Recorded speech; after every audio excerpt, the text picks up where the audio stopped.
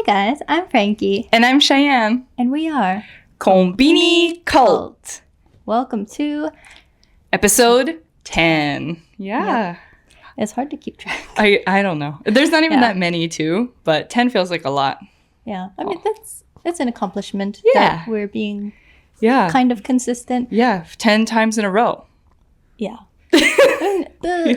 So far, the episodes are not coming out weekly as I would like them to, but I mean, sorry. Every 10 days or so, I think that's still pretty good. Yeah, I think so. And then hopefully, once we kind of figure out our routine and everything every week, will be good too. Yeah. And I mean, if you guys like the podcast, let us know. Give us some motivation to make it to that 7 day, every 7 days goal. Yeah. And I really can't say anything because Frankie really does everything. So I'm just so happy, these even come out and these make it past the filming stage. So anyway, thank you for being cut that out. I don't know what I was just trying to say, but thank you for everything.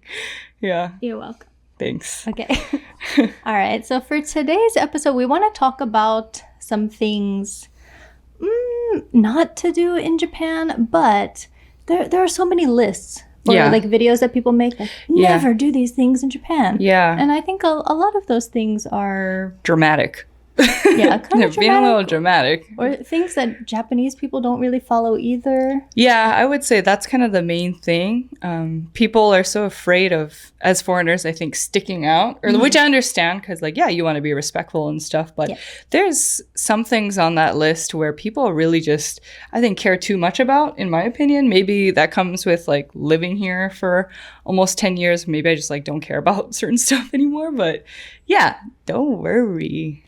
Yeah, and I think, of course, wherever you're traveling to, you should learn a bit about the culture and the customs there. But a lot of stuff that people say, don't do this in Japan, it's just kind of basic human decency. Yeah. So... and a lot of it, like I said, comes from, the worry of sticking out. But guess what? If you're not Japanese, you're going to anyway. So just do your best and be respectful, I think, is the main, thing to worry about. Yeah. Okay. And just kind of going off of that, I just wanted to give the example of, I don't know if you saw this a few months ago, but there was a video going around of a tourist climbing on the Hachiko statue and taking a picture with Hachiko. No. Yeah, so Hachiko is a famous It's a dog statue. Yeah, it's the one of the Shiba Inu, right? In Shibuya. Yeah. A very loyal dog that used to, even after his master. His or her. I don't know. I don't know. When their owner passed away, they were still waiting at the station every day for their owner. Yeah, and it's a very legendary story, right? Yeah. Very loyal, very sweet. There's a movie about them too. Yeah. So I've never seen it though. Yeah. So there's a statue of that dog, Hachiko, at Shibuya Station, and it's a really popular meeting point for people. So we're gonna meet in Shibuya. See you at the Hachiko statue. Yeah, and a lot of people like to take pictures there. Yeah, but they were climbing on it. There's someone climbing on top of the statue. So, of course, you should not do that. But I would say that's not a Japan thing in particular. I don't think anywhere. No, I mean maybe just don't climb on statues. Yeah. Don't climb on statues or monuments anywhere you go. Yeah. So. I mean, it doesn't matter. Was that person a kid or an adult? No, they were a grown adult. But a lot of the comments were assuming their ethnicity. So I think you can imagine where that went to immediately. Yeah. So it's not just a human thing. No matter where people are from or what ethnicity they are, there are rude people anywhere. Everywhere, yeah. So, yeah. Just wanted to say that. Ooh, but I never saw that. I'm kind of glad I never saw that. It makes me so mad. Yeah. Okay. I think it was a few months ago or maybe last year. I've seen a few videos recently, but we'll probably get into that later in the episode, I'm assuming. So don't worry. Eventually. Yeah. I'm sure. Yeah.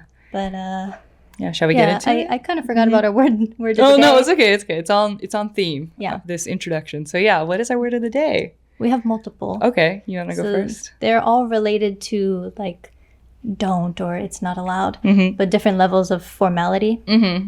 So the first one I have is kinshi. Ooh. Just like a normal polite thing. Yeah. Like something is kinshi. Meaning like Satsue kinshi, like no photos. no photos or like so prohibited almost, right? Yeah. Yeah, you'll see a lot of kinshi for, like Frankie said, no photos in a lot of places. There's a lot of places like maybe don't enter, and it'll have that kanji for kinshi. Oh yeah, tachi-iri kinshi, Yeah. don't enter. Yeah, things like that. Yeah, okay. The next word is Do you know this one? kotowari, like to reject something. Yeah. Yeah. I put this on here because there have been times when I've asked, like, are tattoos allowed in the onsen? Oh, and they say like, o kotowari shimasu. Yep, Yeah. So it's kind of like a very formal, Very like formal. not allowed, but when you directly translate it, it's like, we reject it or something, right? Yeah, it's like a way like, don't come in. Yeah. Yeah. So a lot of signs will have that too, right? O kotowari shimasu or something. Yeah. Good word. And then a very casual one is dame. No, don't do it. Stop. Yeah. Dame. Yeah. I think that's one like most people who are studying Japanese probably know. Yep. Right? Yep. Yeah. It's one of the first words you learn.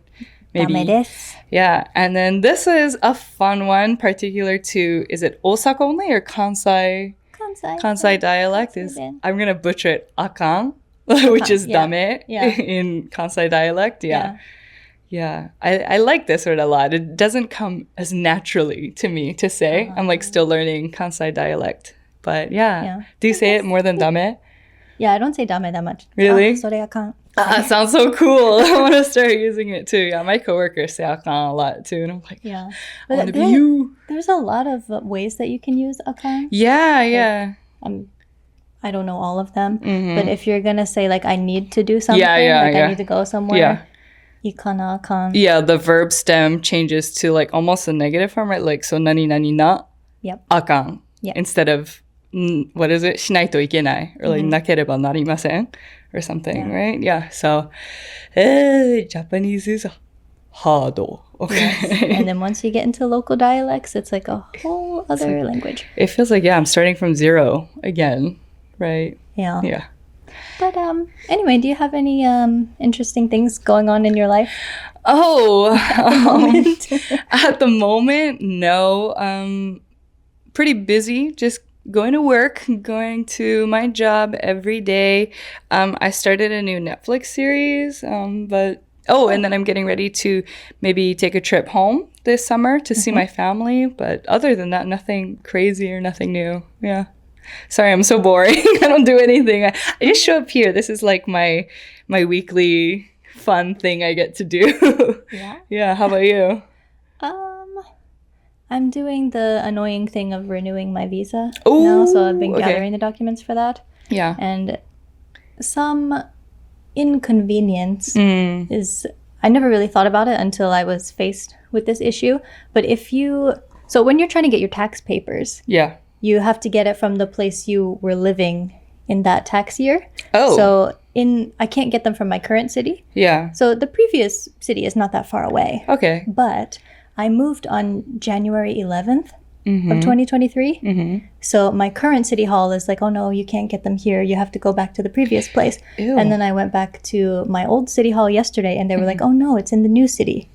What? So, okay. How am I going to get these papers? See, this is what happens when all of your communication is done via fax. Things are just delayed and slow.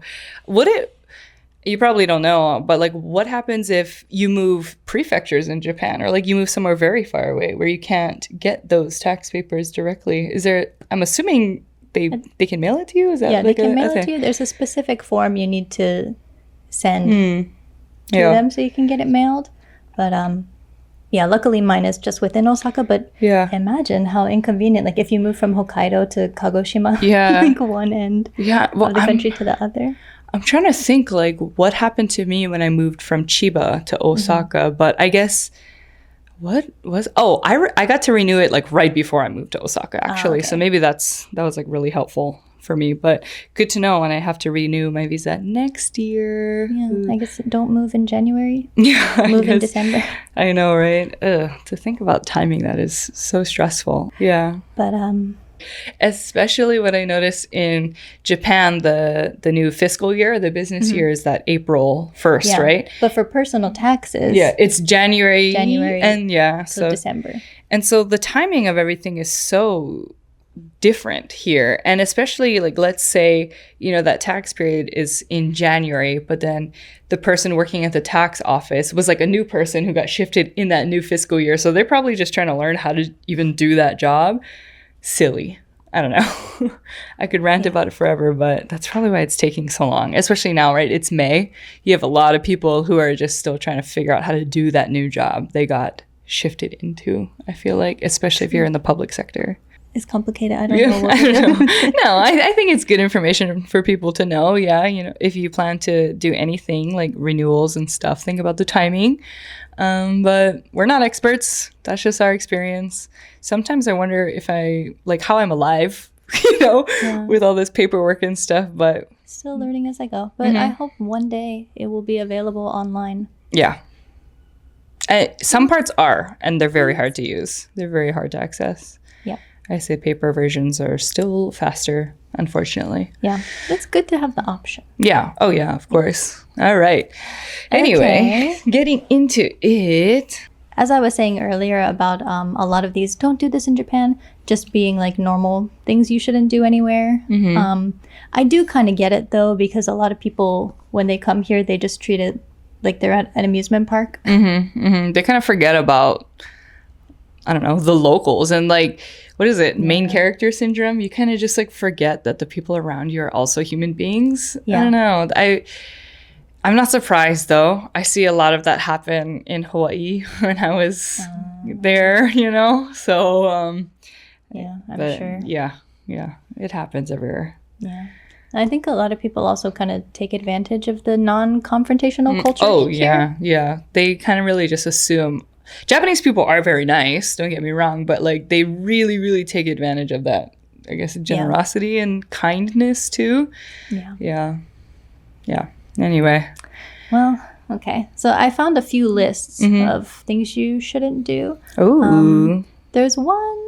So we can just kind of go through a lot of these points. Can I ask, like, who wrote this? Or what are we looking at now? What is this list? So some of them are like blogs. Oh, okay. This one is hotels.com. Another one is Live Japan, which I think is like some kind of like tourism site. Okay, I've seen the name. This is like if you Google what not to do in Japan, these websites were some come of up. the top okay. search I see. options. Okay, so we didn't get submissions this time. This is us doing research. Okay. Research. Just wanted to clarify. Cool. Yeah. And I'll also link all of these things below if you want to take a look at it. Thank you. Yeah. Okay. Number one. Yeah. You? Go for it. Oh, me? Oh. I feel like I have just talked a lot, so yeah. Really? I Could feel you like I'm start like this one? hogging the mic. Okay. No. So number one, it says shoes are often removed at home, work, restaurants, and schools. This is, again, the number one thing that came up. I feel like at this point, a lot of people traveling to Japan are probably aware of this, right? Yeah. So, of course, don't wear your shoes inside. Yeah. That's like on Japanese dramas, that's often like a trope that you will see if there's a foreigner on the show. Like the first thing they're gonna do is walk in the house with their shoes. I'm so silly. Yeah. But yeah, hopefully. I mean, if you don't know that, now you do. This is kind of like a darker turn, but not me personally. I know a friend who is like looking for an apartment to rent in Tokyo. And we talked about this in previous episodes, how some landlords are like, no foreigners, And so one of the places they were looking at, it was one of those cases too, where the landlord was like, we used to, let foreigners live here, but not anymore because there was this person who like kept wearing their shoes in the house. And so they like rejected letting foreigners live there. Anyway, this just reminded me of that. So I'm not saying it was that person's fault, but I guess something to be aware of. Yeah, take off your shoes. That's so sad. Yeah. Yeah, this is just one that I wish was kind of a universal thing because it's gross. Yeah, okay. So how do you wear shoes on your bed? Okay, no, I'm going to ask, and I might upset a lot of people. So in Hawaii, again, we don't wear shoes in the house. This was normal to me. So also, we call flip-flops slippers. So you wear slippers everywhere in Hawaii. And like, so even those you take off before you enter the house. So going barefoot at home was so normal. And then growing up, you watch movies and TV and stuff like that, and people was wearing shoes inside. Yeah. And that always tripped me out. So did you grow up wearing shoes inside? I won't judge you. I'm just so curious, like how. My family is like half and half. Half and half, yeah. At my parents' house, like they have like a genkan like entrance area where you would take off your shoes and leave them in the shoe closet.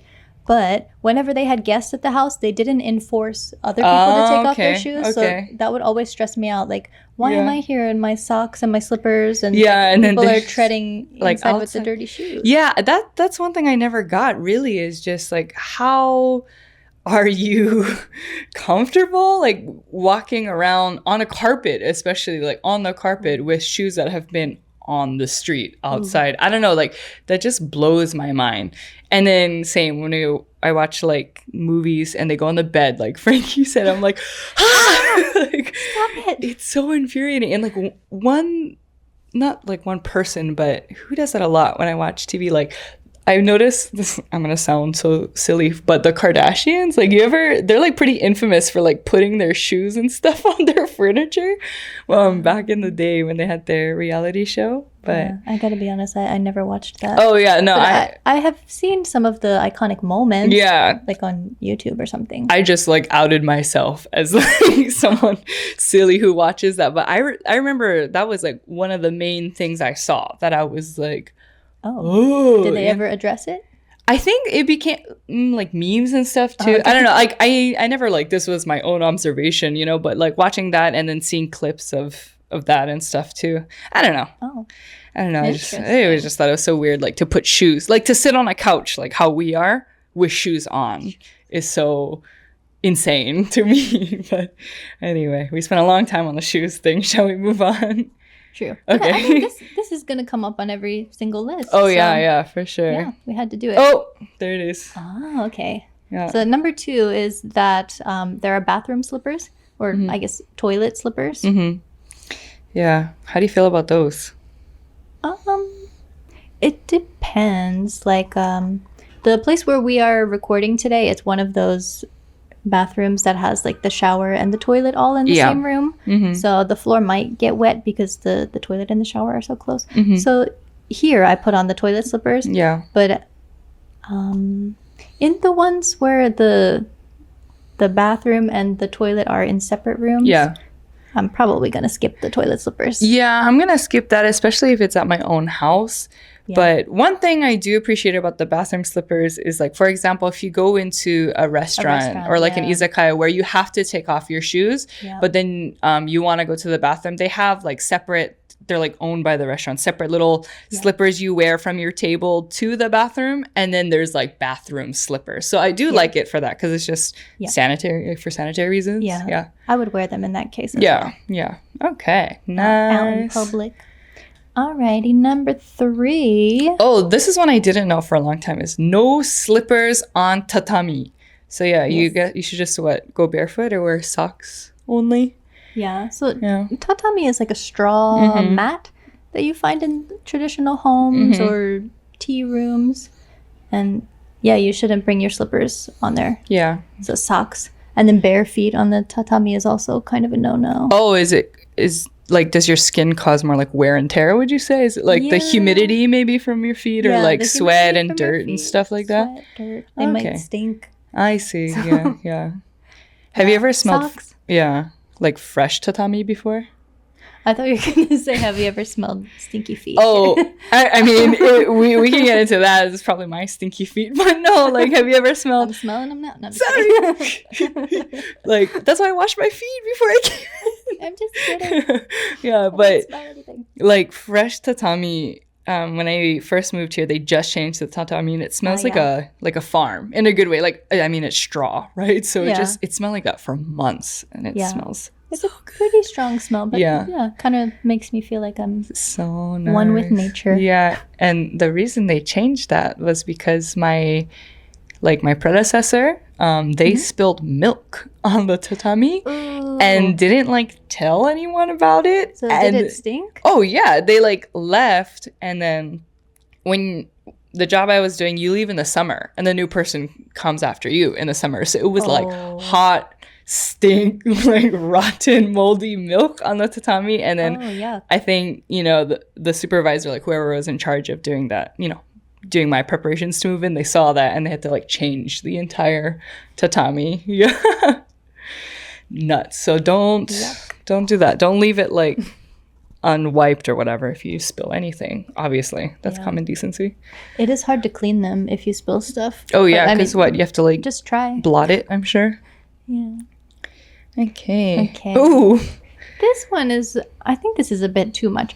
So to have your shoes facing the right way. So when you leave them in the genkan, in the entrance, to have the shoes facing the door. Yeah. Which it does make it easier. When you leave, yeah. But that's like a Japanese hospitality thing. Yeah. Like if you have guests at your house, you'll probably like turn their shoes out of politeness. Yeah, or if you ever go to like an izakaya too, and they like, if you have to take off your shoes, you notice what is it called? Like the waiter will probably like turn your shoes around too.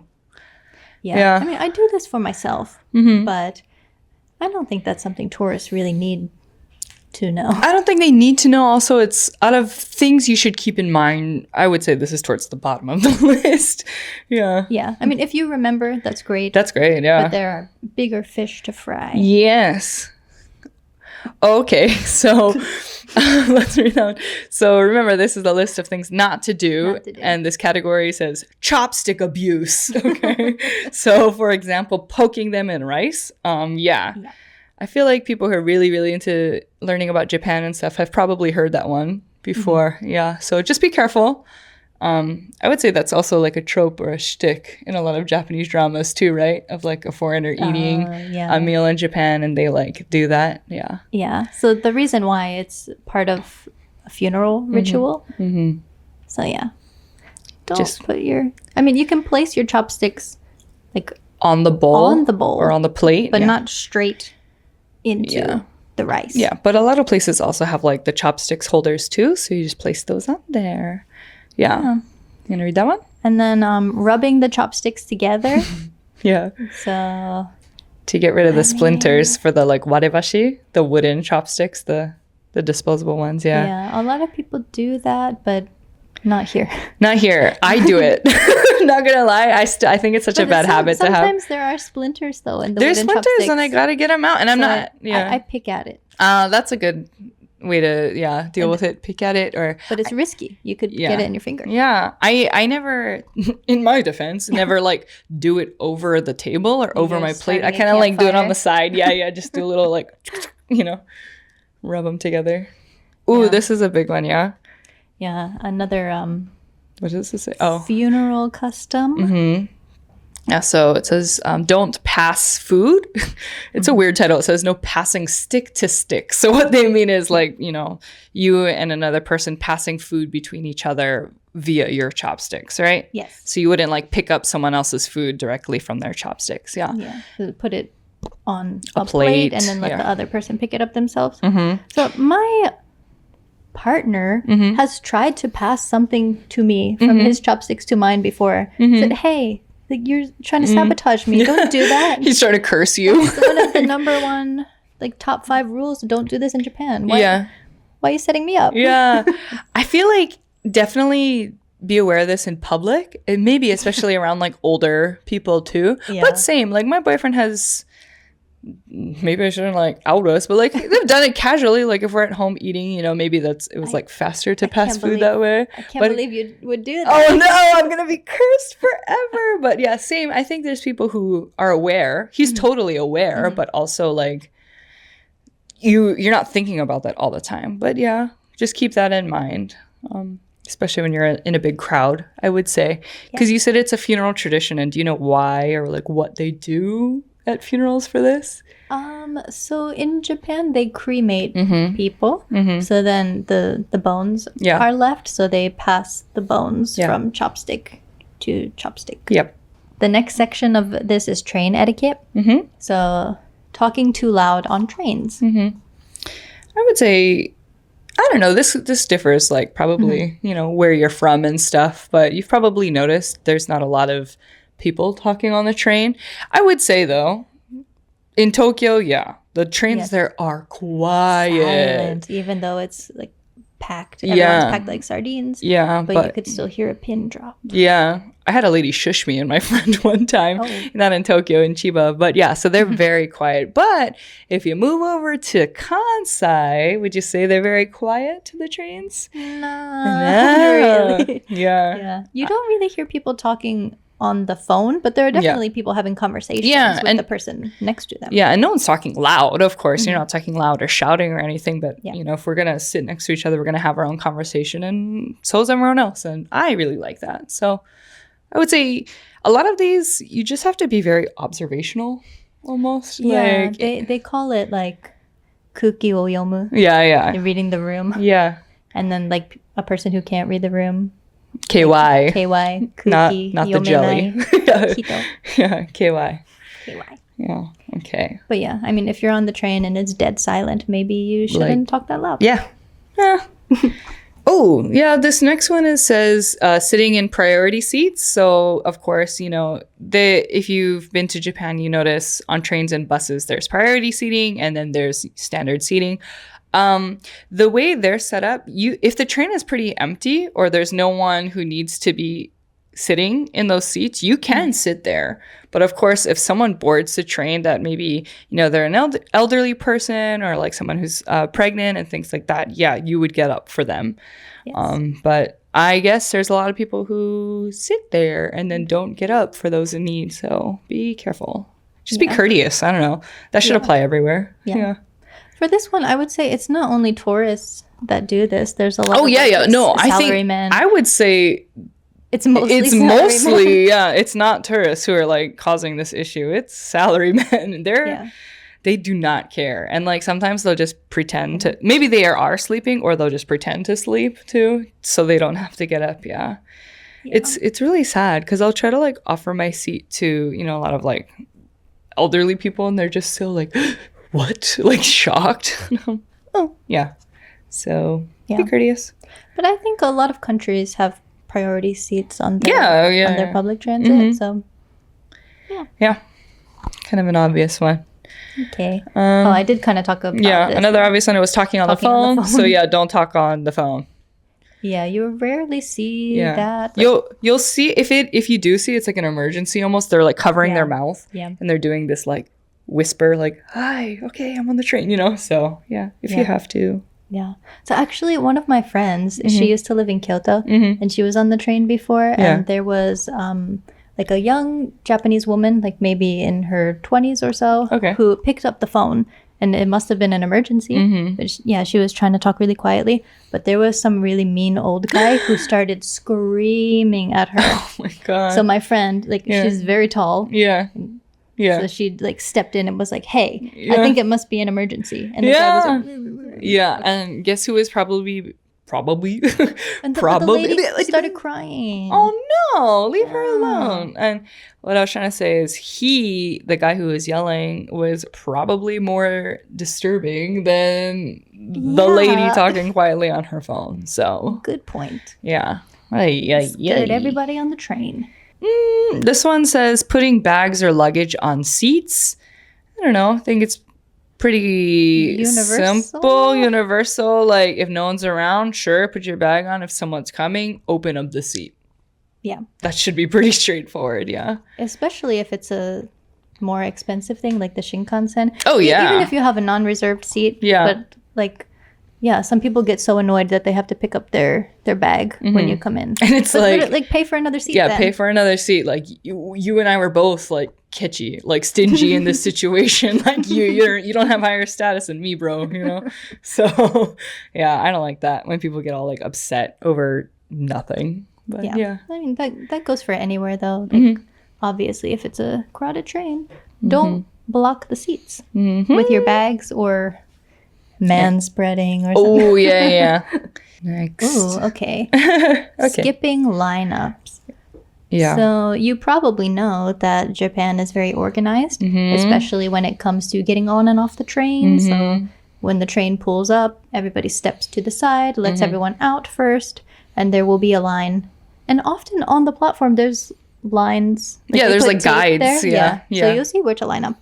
But every now and then you'll see people who don't notice where the line starts. Like maybe it's not intentional, and maybe sometimes it is intentional. Yeah. So just keep in mind of that too. Okay. Oh, controversial. So we're getting into a new category. The category is out and about. So this number says PDA, as in don't do it in Japan. Yep. I would say like 10 years ago when I first came here, I never saw PDA anywhere, but I'm starting to see it a lot more, like between younger Japanese people and like even older couples who just hold hands and stuff. No? Is that just me? Holding hands is pretty tame. Yeah, I'm not saying like make out. Like maybe what is the definition of PDA really? Like making out or just holding hands and hugging, would you say? Well, yeah, I guess technically holding hands and hugging. You don't see a lot of people hugging. No, I wouldn't say hugging. Yeah, the most I've seen for like commonly among Japanese people is like holding hands probably. Yes. Yeah, and the occasional like peck goodbye or something. Yeah. Or like someone might have their arm around the other one and they're walking like that, yeah. Hand on the waist. Yeah. But you rarely see kissing unless people are drunk. Yeah, actually then that's very true. Caring. Yeah, that's true. But again. Oh, also, if you walk in a park at night, like Yoyogi Park in Shibuya, for example, like everybody's on those benches making out. Yeah. At night. I used to call my boyfriend and I call it like the horny lineup. It's like that like brief period of like they went on drinking or they went on a date and then that will they won't they like go to a love hotel or something. So everyone's just like it was like a lineup almost of all these couples. Yeah, just everybody claims a bench. Yep. That icha. Okay. This is one I see a lot. So it says walking and eating. Oh, sorry. I read that for you. Oh, no, that's fine. Yeah. I think we have talked about this before, but we can brush up on it. Thoughts? Do you walk and eat? Personally, I don't. But it's not as if I never see people do it. And that's like foreigners and Japanese people alike, you know. We already mentioned there's certain areas where you can walk and eat. Like some places, especially tourist places in Japan, are meant for that. But yeah, if you're running late to work or something and you're having an onigiri, like a rice ball to go, I think that's totally fine. I used to see a lot of videos where it's like, don't do this in Japan. And then they would like be outside eating. Don't be dramatic. That's fine, you know. I think it really depends what kind of food it is. Oh, yeah. If it's something simple like a piece of bread or an I see bread a lot, yeah. Bread or rice balls. Yeah, but if you're walking around eating yakisoba, maybe that could fall on the ground. Outside of a festival, you know, like where people eat outside. Sorry. Not counting festivals, because yakisoba is so good. One of my favorite festivals. Yeah, it's so good. But yeah, we already covered this, but just be aware. Wait, didn't we talk about this too? I don't know if we did. Blowing your nose in public. Lie. I don't know. Do you think so? It's like a not taboo, like something you shouldn't do. I don't know where this comes from because I see, especially older salarymen, do this all the time. Blow their nose, clip their nails. Oh, I was thinking about like posting a TikTok about it, but then I felt weird because I was kind of like filming myself and then a stranger was in the background. But I was in not a food court, but like, you know how some supermarkets and conbinis, there's like a little eating space, like a dine-in space. Yes. So I was eating a bento and it's a space for eating. And this guy, like after he finished his meal, was clipping his nails, and all those like nail droppings were like, he ate like yakisoba and he was like done eating, obviously. So he was like clipping them into there. So like, okay, thanks for like not putting it on the table, I guess. But also, this is a place where people eat. So I know this is not blowing your nose, but people aren't like totally innocent of doing nasty stuff like this. People blow their nose in public all the time, and they'll go even further and clip their nails. So that's a big pet peeve of mine. It's so nasty. Like, doing things around food that you shouldn't be, like brushing your hair or clipping your nails on the like a table where people eat. I'm just thinking, like, can it wait? Like, what is the rush? You need to clip your nails at like 12:30 on a Monday afternoon in the supermarket. Like, where are you going after that? You know, like he's got a date or something. I don't know. He needs like fresh nails. I have no idea. A meeting. He wanted to like look polished, but. Yeah. Maybe he was on his way to a job interview and he thought, oh no, I forgot to clip my nails. Yeah, I don't know. There was things that needed to be polished besides his nails. So anyway. Okay. Yeah, so for blowing your nose, I feel like there should be an in-between where you just wipe your nose. Yeah. You don't like blow it full force. Yeah, because it's also gross when the people are constantly like sniffling, but you can hear all of the congestion. Yeah, and I think that's gross too. One thing people do a good job about is like if you're a little sniffly, people wear masks and stuff usually. Yeah, too, but. Yeah. But then sometimes you see the mask will be wet. Oh, yeah. It's not because they didn't wipe their nose. Yeah. All right, we're getting to like nasty territory. Yeah. Sorry, that one might have grossed you out. Yeah. Okay. This one, okay, so it says trying to open a taxi door manually. I wouldn't say this is like taboo, you should never do it, but like this is something I still do all the time because I forget that like doors and a lot of cars have automatic doors. Mm-hmm. Yeah, just be careful. I don't know if the taxi doors will open for you, but it's not the end of the world if you didn't know that, you know, and you open it yourself. So yeah, I think that's good to know. Mm-hmm. Usually the driver will do it with some button. Mm-hmm. Which is like, I don't know. That's one of the things where if people say like Japan is so high tech, blah blah blah, like that's one of the things I'm like, oh cool. Actually, it's always their car doors that open. Oh, okay. Ooh. Facing the wrong way on the squat toilet. Okay. I hope you're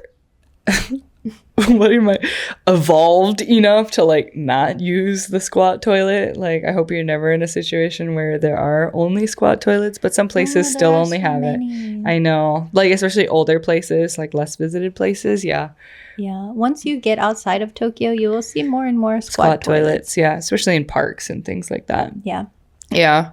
But I didn't really think about this as like a problem. Because I thought it's kind of maybe obvious because you would face the way where the handle is. Yeah. But if you're trying to get a visual, so the squat toilets, there's usually a little dome on one end of it. And so they're saying you should be facing the dome part. Yeah. The dome, the lid. Yeah. When you're doing your business. I don't think sure, face that part. But have you ever been in a public bathroom with only squat toilets? I don't think it matters what way people face. They're filthy. Like the floor is wet. I don't know what the men's room looks like, but for the women's one, usually it's like still so wet.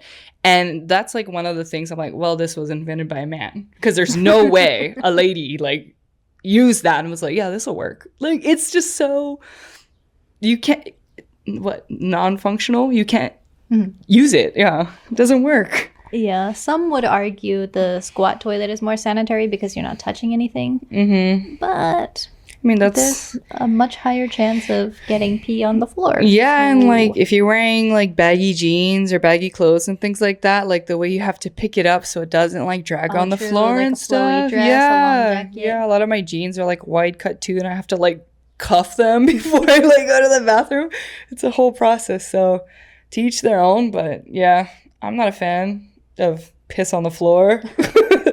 Yeah, I will use it if it's the only thing available, but if I prefer a Western style toilet. Yeah. And I think a lot of Japanese people also prefer them too, because often when you're waiting in line for the restroom, let's say there's like 3 Western toilets and 1 Japanese style squat toilet. Yeah. A lot of people will just skip the squat toilet and keep waiting until one of the other ones open. Yeah, and I got bad knees. Like, I can't be using that squat toilet anymore. It hurts. It's not very accessible. Yeah. Okay, so this next one is standing on the wrong side of the escalator. Again, I think it's one of those things you wouldn't know unless you saw it for yourself. Also, depending where you are in Japan, the side you stand on the escalator is different. So just be aware of your surroundings. And if you notice everyone is standing on one side and there's traffic moving on the other, then go the route you desire, you know? Yeah. It can get confusing because in Osaka and Kobe, it's the right. Maybe other parts of Kansai, you stand on the right side. Which is the opposite of Tokyo. But Kyoto is also stand on the left side. Is it? So if you're on the train and you got on the train somewhere in Osaka and then you get off somewhere in Kyoto.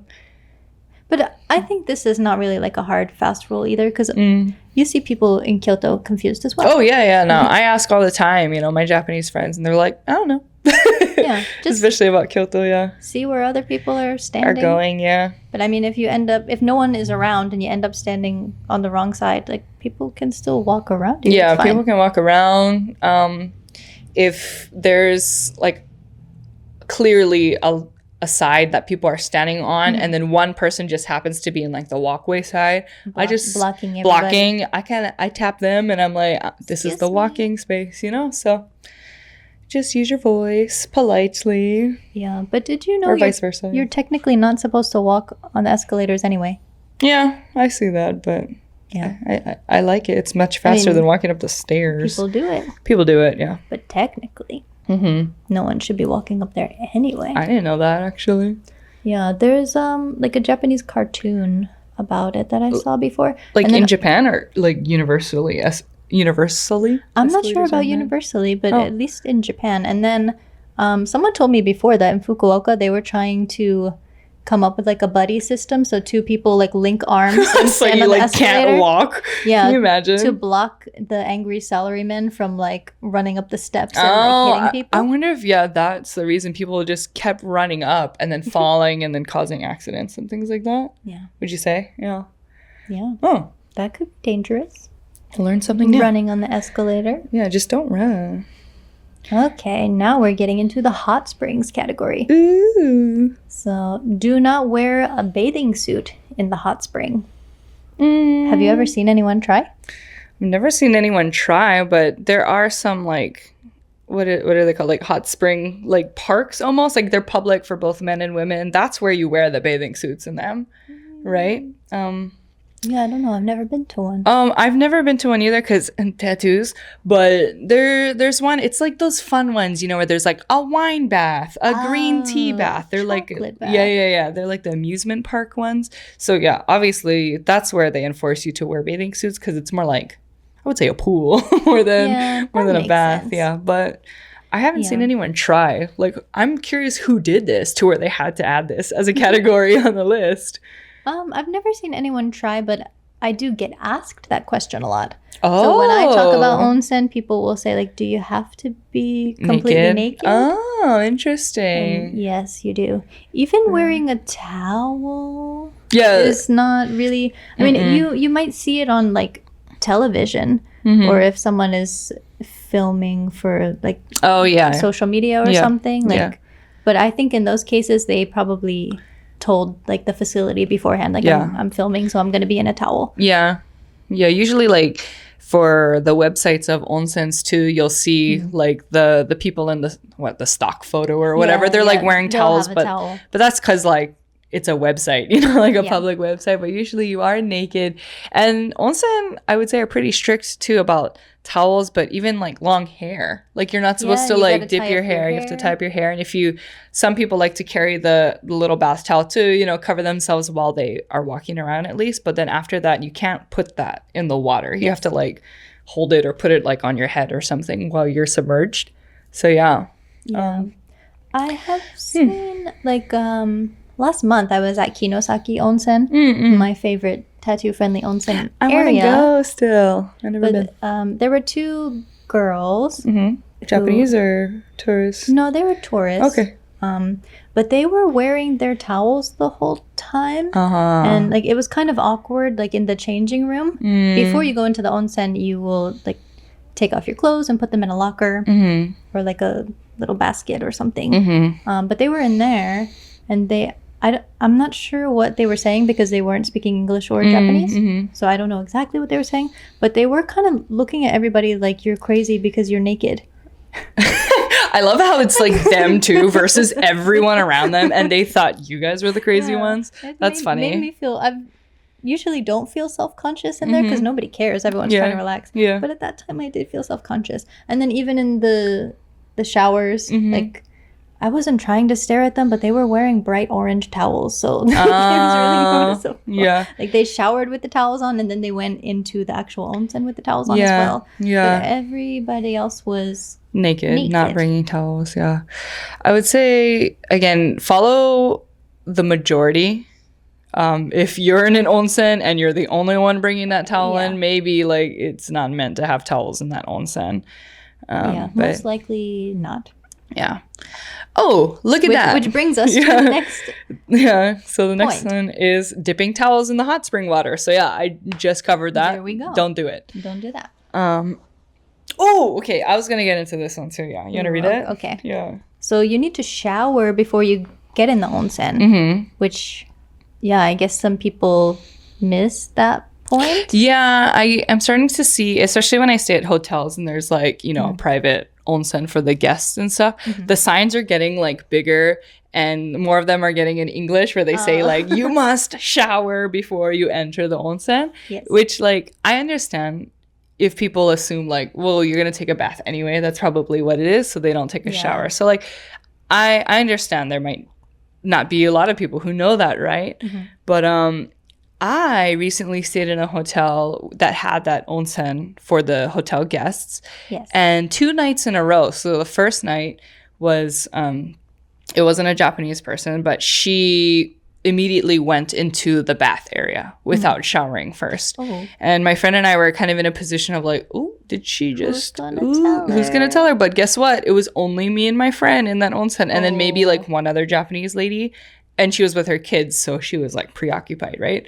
And she was already in the bath, so it was kind of like a, maybe she didn't know, but like it's kind of too late now. Like it's awkward. And then we went the next night, and she did it again. Like we saw her there again, and she did it again. And I mean, it's already done. But what would you personally? Would you say something?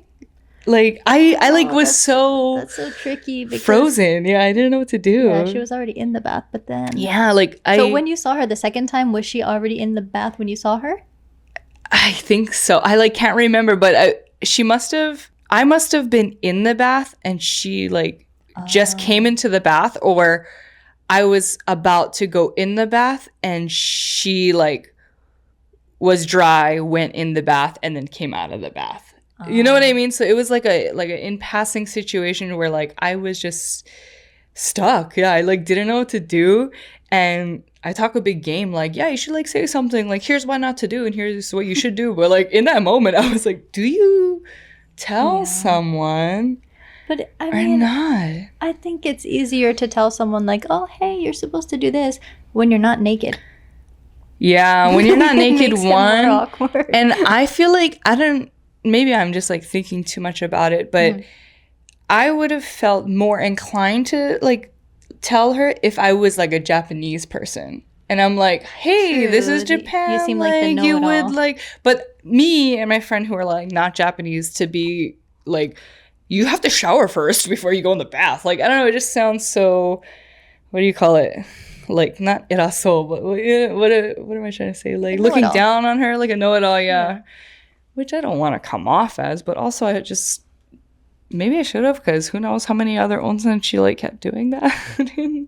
Yeah, I don't know. Thoughts? Comment down below. Let us know. Hopefully she noticed eventually. I don't know. It was 2 nights in a row, and like that by the second night, we like Oh, yeah. She was already in the bath, and my friend and I, like, got in the shower first and then went in the first night. So I assume she, like, would learn by the second night. Yeah, I don't know. It was a weird position to be in. Yes. Well, if you're listening now, just know you got to take a shower before you get in the bath. Love you. I think because, well, I mean, people are sharing the bath water. Yeah. But also, like, if you go to somebody's house, like, a lot of families share bath water as well. Yeah. So you need to be clean when you enter, because otherwise people are going to be taking a murky bath after you. Oh, no. That bathwater looking like Pocari sweat and stuff. Okay. It says garbage separation. I guess a lot of people don't know that you have to separate your garbage, even in, like, public areas, but I think they're illustrated pretty, I don't know, well. You can understand them. So, yeah, if you have a plastic bottle or cans and stuff, don't throw them away with your regular garbage. I don't know. Japan is very strict about that. Yeah, and also, if you can't find a trash can, look for a convenience store. Usually they'll have a trash. And just don't litter. I don't know. Yeah. Like, it is a pain, but, like, either carry your trash around until you find a trash can or go to a convenience store, like Frankie said, but don't litter, please. Please. Okay. Ooh. Okay, now we have some, like, housing etiquette. So, yeah, don't make loud noises at night. Even in your apartment. Yeah, I feel like that applies to Many places. everywhere. Yeah. But I feel like for well, the next one is also pretty similar. So, like, don't do your laundry or vacuum at night. I must be, like, the a-hole neighbor then, because I do this a lot. Sorry. That's, like, the only time I have to do it, though. I'm not waking up early before work to do it. It depends how loud the machine is, but yeah, that's true. I think if you have lived in an apartment building before, this is probably, like, common knowledge. Because especially if you're vacuuming on hardwood floors, that I understand. Your neighbors are probably going to hear it above or below you. Especially a lot of, like, older places here, the walls are so thin. So yeah, if it's a place like that, of course don't do it. My place, I'm so lucky, it's concrete walls, so you can't hear what anyone is doing. So that's why I do it. But very lucky. Yeah. Lucky. I think these two are on the list because the walls tend to be very thin in apartment buildings. True. So even if you think that you're being quiet, maybe your neighbor can still hear you breathing. I'm still alive, but I'm barely breathing. Sorry. I like this one. Okay. Yeah. Go for it. Okay. Go. Frankie, go. Oh, me. Okay. Yeah. Social situations. You should not call yourself san, which is like an honorific suffix. So, Cheyenne-san. Oh, watashi wa Cheyenne-san. Yeah. Can't be like, oh, yes, please call me Frankie-san. Yeah. Hello, how are you? Yeah. I'm Frankie-san. And I feel like, of course, try not to do it, but it shouldn't be in a list of, like, don't do these things. Like, what if you're just new to the language? You know, you're probably going to make that mistake. So don't worry if you do. It's an accident. It's not that big a deal. But yeah, that's kind of fun. Have you ever done that on accident? No. No? You need that? I don't think so. I feel like I've seen that in a drama, though. Yeah, of, like, probably. some silly foreigner calling themselves san. This next one confused me. Wearing a black tie at a wedding. Never thought about that. I've never thought about that. Also, I've been to at least, how many now? 2 weddings in Japan, and the groom and the guests were all wearing black ties. Yeah, like, if you're going to wear a black suit with a white collar shirt, you're probably going to wear a black tie. Yeah. It's not like everybody's walking around in bow ties or something. Or is this meant, like, a patterned... No, not really. Is this meant for the guests? Like, maybe the groom can, but the guests shouldn't? I think this is meant for the guests. Oh, it says, in Japan, black ties are only worn at funerals as they're a symbol of sadness and mourning. Whoop. Well, then my friends have some explaining to do on their wedding days, because I saw a lot of black ties. I thought it was fine. Yeah, I've been to a couple weddings as well, and I don't remember there not being black ties. I kind of prefer that too, like aesthetic wise and look wise, because the picture is showing us of like a proper groom's attire is He's in all white. White, like a white suit jacket, a white collared shirt, and a white tie. It's just, he looks like, I don't know, like a ghost. Like he's gonna fly off into the spirit realm or something. I don't know. Like the photo has a white background, so that doesn't help. Yeah. Like two people dressed in all white. Yeah, they kind of blend in with the wall. Yeah. Yeah, I didn't know this, and I'm pretty sure I have seen black ties at weddings. So yeah, this is one we need to ask a Japanese person about. I feel like the people I know, if I ask them, they're gonna be like, shiranakatta, I didn't know, but who knows. Okay. Yeah. Okay. This one. Okay. Yeah. Don't take the last piece of food when you're sharing with people. Do you take the last piece of food? Because you're just like, if they're my friends, whatever. Yeah. But if I don't know the people that well, then I would probably not. Leave it. This is something that I don't want to, but I don't want to. I do. I know. Like it depends on like how close of friends I am too with people. Like if I did this with like my coworkers when I was working at a school, like the self-control of those teachers was insane. Just the way that one piece of everything, like one last piece of pizza, one karaage, like one slice of the egg, whatever, like I would just look at them all and be like like a dog at the dinner table, just hoping I get a bite. Like, yeah, that annoys me. But with my close friends, so I'll be like, I kind of tell them like, no, just eat it. It's fine. Yeah. And they take it. All right, this one's you. Okay, pouring a drink for yourself and not others. Again, this is something you wouldn't catch on to unless you've been, like, unless you work in Japan, I feel like, and have been to a lot of, like, drinking parties. This is something I know, but I only know because I have experience working with Japanese people. And they kind of told me along the way, or I just saw like a lot of the when I was at a school, like a lot of the younger teachers were pouring for their older coworkers, and no one was pouring for themselves. So this is an actual true thing. Depending, I guess, on your relationship with your coworkers or the people you're with, some people don't care. Like when I went to that wedding previously, you know, some people were like, oh, let me pour for you, you know, and the person themselves, because they're kind of older, they're like, no, like, it's fine. We don't need to do that, you know, like, because they wanted to drink on their own time. So depends what situation you're in. Yeah. I feel like it applies for more professional situations. And then maybe with friends, like, you would pour their drinks just because you're like, we're all having fun like we're all together, like serving each other. But I feel like the more you drink along the way, people just kind of start to do it themselves anyway. It's more of that like official, that first off, yeah. Okay. Etiquette. No tipping. Maybe for Americans. Yeah. Just keep that in mind. I feel like with SNS and everything now, people visiting Japan probably know not to tip. I think most people know this one. Yeah. Okay. This is the last one on this list. Oh, wow. Okay.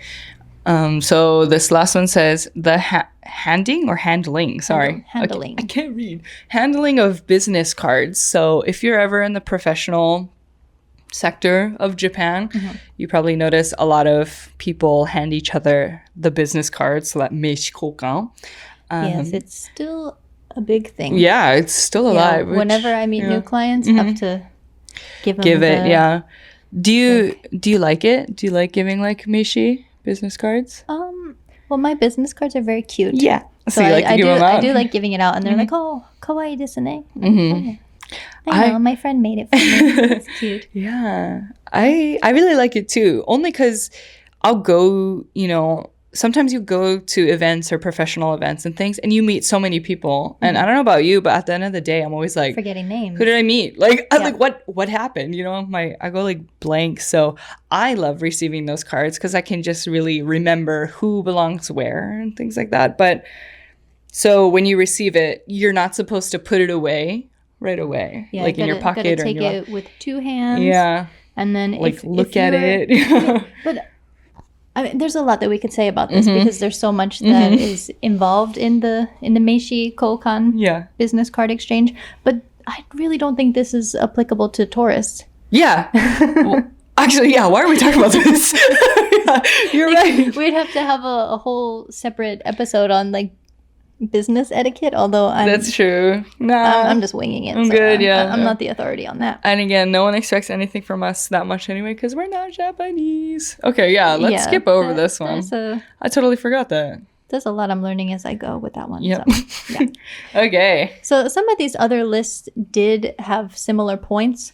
So I just chose some specific things from them. Please share. Some of them were kind of like, what the heck? Okay. Ooh. For example, one of them said, like, do not enter the train tracks. Which, what, like step on the, like jump down? Isn't that kind of obvious? Yeah, I don't know what that's about. You don't walk on train tracks. Oh, I mean, assume like the crossing. Yeah. The crossing, or maybe like, you know, there's some in the country. There's some in the countryside where there's nice like scenery. Like, I understand for the photo purpose, the aesthetic purpose, people want to like stand on the tracks and get that photo and stuff. But like, is that what it's probably talking about? Yes. Yeah. Yeah. But so when I first saw that point, I was like, what the heck? Who's trying to get on the train tracks? So then the details that they gave, like, so entering the tracks is prohibited by law. Taking pictures on the railroad tracks might give you a nice view of the scenery, but you should never take pictures on train tracks in Japan. Oh, oops. Guilty. Uh-oh. When I first got here, yeah. It's also prohibited to place stones or objects on the tracks. Oh, yeah, that seems a little dangerous. Yeah. To do that. Okay. I mean, who knows? There's probably someone who set up a tripod on the train tracks. Oh, I see. Please don't do that. Please be careful if you are traveling with children, because behaviors that sabotage the trains, such as laying stones, are very serious sins.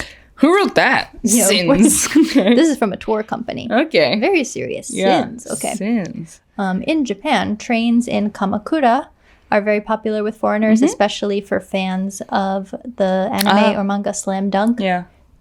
Yeah, that train is beautiful. Yeah.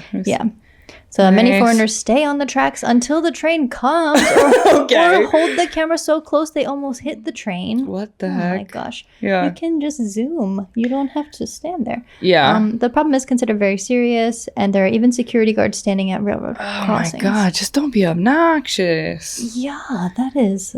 yeah. If you're standing on the tracks until the train is coming, like, what? I don't know. You know where the things you do for a photo. Do for the gram.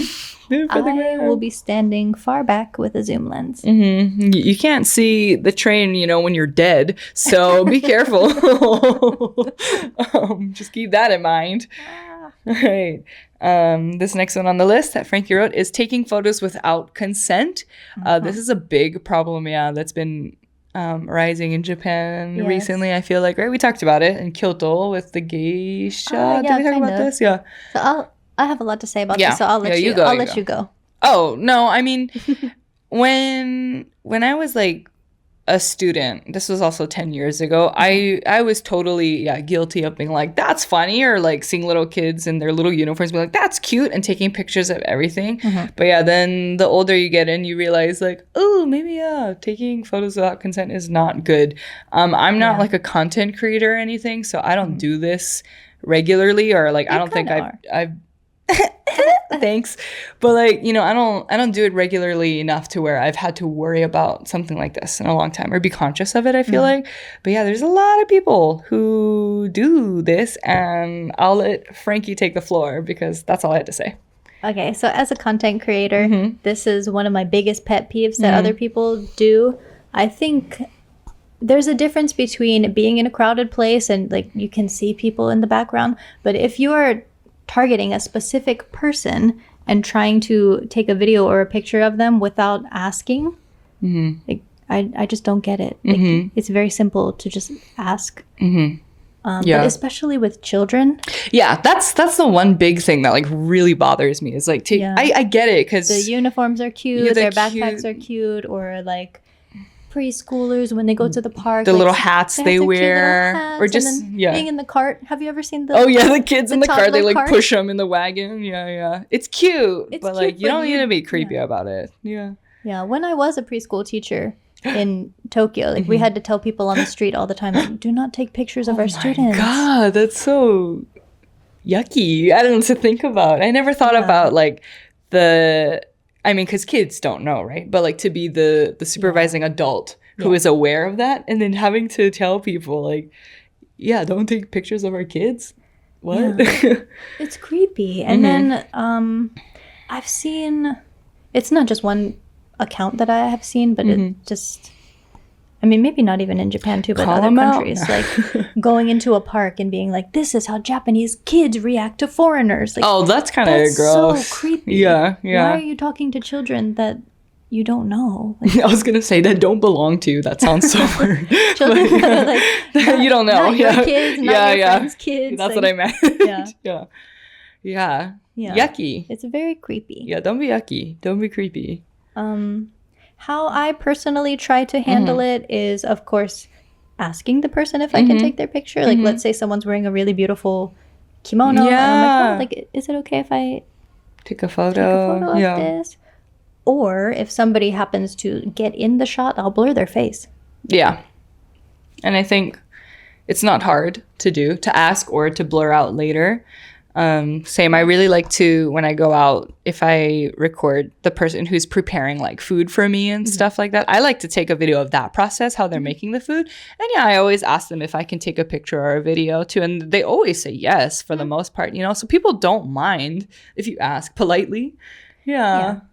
Or you could take it from an angle where their face is not distinguishable. So maybe from kind of a side angle or the back of them, or like just their hands if they're doing something like preparing a drink or food or something. Yes. But please just ask people. Yeah. This is from What? These are some of the ones I got from hotels.com, and it was very specific to Tokyo. Okay. Yeah. I'm very confused by the title of this one, so you gotta read it and explain, because it sounds scary. You want me to do it? Yeah. Okay. They said on here in Tokyo, don't take small children on the subway at rush hour. So, do not take your own children on the train. Yeah, definitely don't take strange. Well, that's what I meant. Strangers. When you first read it, it was like, don't take children. Like don't kidnap them. I'm like, yeah, I wouldn't, but thanks, you know? So I think it should be worded like, don't bring your small children. Yeah, don't bring your kids. Yeah. So don't take. But even that, at a glance, I was like, what the heck? Like, kids need to go places too. Like, yeah, right. You come on, man. Expect them to avoid rush hour. I mean, I get it, because packed trains can be very, like, claustrophobic, yeah. That's basically what they put in their explanation. So they said the subway is the main mode of public transport in Tokyo, especially for office workers. During rush hour, the trains can get incredibly packed to such an extent that the train staff will give people a little push to get them inside the carriage. Yeah. While it's fine for adults to join the throng, it's not advised to take small children on the subway from 8 to 9 a.m. or from 5 to 6 p.m. on weekdays. Yeah. This is less a point of etiquette and more of one of basic safety. Take a cab or wait an hour for the trains to subside. Okay, I think that's good advice, yeah. Yeah. Have you ever been in the midst of Tokyo rush hour? Packed like a sardine? Never packed. Actually, maybe, to where the station worker was pushing people in. But this is when I was a student in Tokyo. So when I was going to school every day, I was definitely in that morning one, in that morning rush, because I used to live along the, like, people know it's one of the worst ones, the Den-Toshi-sen. Yeah. So, like, that's one of the infamous ones where it gets really, really packed and stuff. So, yes, I have a lot of experience on that one. Not fun. Yeah. My last job in Tokyo was, the school was in Omotesando. Oh, okay. So I transferred at Shinjuku and Harajuku. Jesus. So getting on the Yamanote line at Shinjuku, nightmare. Yeah. So there were many times where I was just like standing, not even shoulder to shoulder, but like chest to chest. back. And that's like, I never thought about this as like an average sized person or a shorter person, but like, so imagine a child. Imagine a child being like stuck in that, and also you can't breathe. Like one of my friends, he's really tall, like really, really tall, to where one of the reasons he never took the trains, especially in those hours, was because he was so tall to where he saw like the tops of everyone's head, and he said, the foul smell of like, especially in the summer, of like sweaty heads and things like that. He was like, his nose was like at the level of all that, and he was like, never again. So it sucks if you're like a short person or like a kid for sure, but I never thought about the tall people. Yeah. So I be careful. never thought of that perspective. Yeah, I never would have known. So yeah, something to think about. Yeah. Okay. So after reading their explanation, then I think it makes sense to not bring small kids on the train at rush hour. It's not safe. Yeah, I heavily misinterpreted that. I thought it was like, don't kidnap kids. I was like, yes, thanks. Yes. Well, I'm glad you know that. Yeah. Okay. This next one is, don't expect to find restaurants on the ground level. So yeah, their advice is look up and down. One thing I still have to remind myself a lot of, buildings or places here built vertically, right? Yeah. But there are still plenty of restaurants on the ground level. Oh, yeah. But if you ever, like, I'm one of those people where I'm glued to Google Maps always, and I don't look at my surroundings to look at buildings. And so it's like The Office. I'm going to, like, be a millennial for a second. But, and they're like, it says to go this way. And then they drive into a lake. Yep. Like, that's me trying to find any building. And so, like, my little, pinpoint thing will say I'm there, and I'm like, I'm not here, but I literally just need to look up. So yeah, good advice. That makes sense. And there's a lot of places in the basement level as well. There might be like 1, 2, 3 basement levels. So but the buildings will have a sign that says usually, which place is on which floor. That's true. If you can't find the restaurant you're looking for, there might just be a sign there, and it'll be on a different floor. This next one is from jobsinjapan.com. Changing your order at a restaurant, I'm assuming. Yes. So this is kind of a maybe controversial one, or like people always have a lot of opinions about this. Is that you can't really change what is on the menu. And to some extent it makes sense because people could go overboard with customizing certain things. But of course, if you have an allergy or a dietary restriction, tell the staff. I don't know, like, I think the most courteous thing you can do is just say from the start, especially if it's for a dietary restriction or an allergy, like, I have this thing, can you do this? And if they say yes, great. And if they say no, you just have to respect it and move on. I don't know what some people expect with that, but yeah. I would say so I mean, we are going to link these things, but here they also had like a link to a food allergy card, which is something that you could prepare beforehand, so you can show the restaurant with the Japanese translation, like, I'm allergic to these, allergic or intolerant to these things. So yeah, if you do have an allergy, especially a severe one, definitely bring a translation of it and show the staff as soon as possible. I would say especially if you have any allergies to like shellfish or like milk, not so much like eggs.